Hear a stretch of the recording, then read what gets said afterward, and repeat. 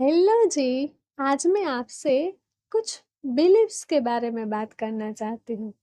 हम ऐसा मानते हैं कि हम किसी को दुख दे तो हमें पाप लगता है।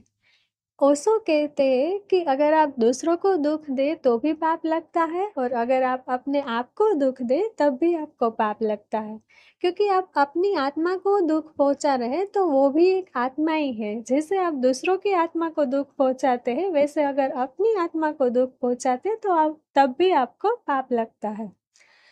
अब आप ना दूसरों को दुख दे ना अपनी आत्मा को दुख दे, वही सच्चा पुण्य है। और दूसरी बिलीफ कि हम जैसे सहन करना मानते हैं कि अगर कोई हमें दुख दे और हम सहन करें, राइट, तो वो हम पुण्य मानते हैं।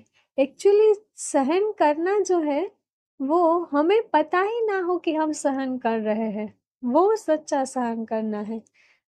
मतलब कि अगर कोई आपको दुख दे रहा हो, आपको याद ही ना हो कि वो दुख दे रहा हो, आप ऐसा समझे कि वो कोई पीड़ा में है इसलिए हमें दुख पहुंचा रहा है, उसमें उसके कोई गलती नहीं है और आपको कुछ याद भी ना हो।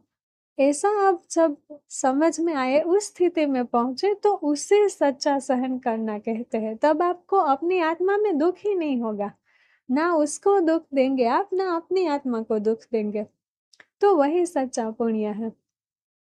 और हम कहते हैं दूसरों को दुख देते हैं तो हमें बाद में नरक में जाना पड़ता है या उसका फल भुगतना पड़ता है।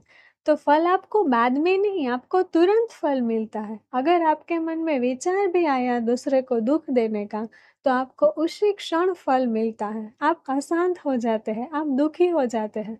दूसरों को दुख देके कोई इंसान खुद खुश नहीं रह सकता, उसी क्षण उसे फल मिलता है, बाद में कहीं नरक में जाके नहीं, उसी क्षण फल मिलता है। बाद में तो जो मिलेगा मिलेगा, लेकिन उसे उसी क्षण तत्काल उसे उसका फल मिलता है।